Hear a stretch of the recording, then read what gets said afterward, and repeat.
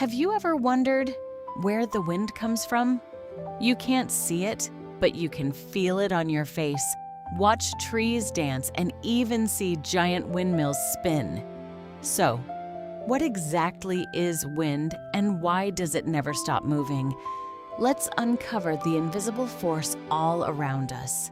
Welcome to Simply Wonder.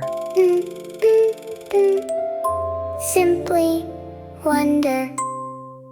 Imagine it's a Tuesday in July, right around 2 in the afternoon.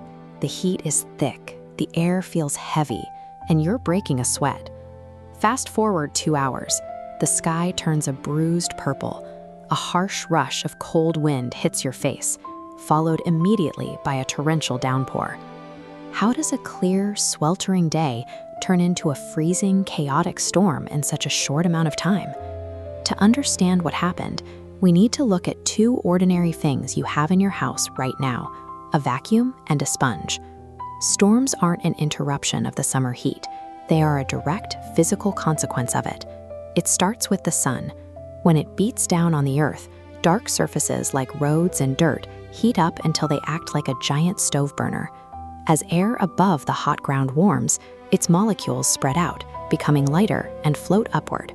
Climbing higher, this air leaves behind an empty void, a vacuum at ground level. To fill this gap, cooler, heavier air from the surrounding area rushes in sideways.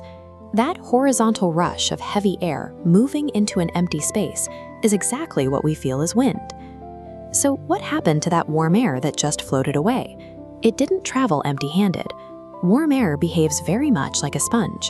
It is naturally built to hold on to massive amounts of invisible water vapor. While sitting over the hot ground, it was busy soaking up humidity from lakes, from the soil, and even the moisture in the trees. When you step outside and the air feels unbearably sticky, you are actually standing inside that invisible sponge as it fills up with water. Driven by the intense surface heat, that waterlogged sponge is lifted rapidly upward, traveling miles high into the dark edge of the upper atmosphere. But up here, the rules completely change.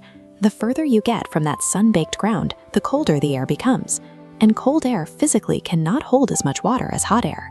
Hitting the freezing upper atmosphere, the warm air mass shrinks, losing its grip and squeezing the water out.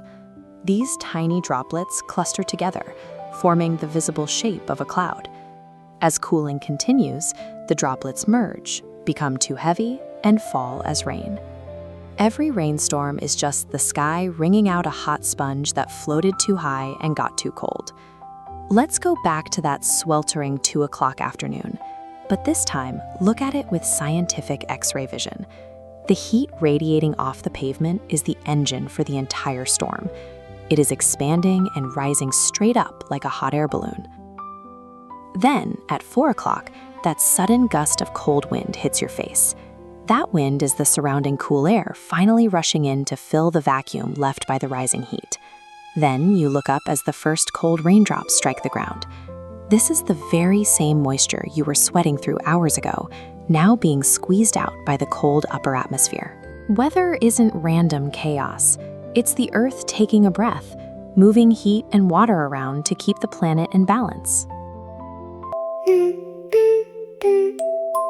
Simply Wonder.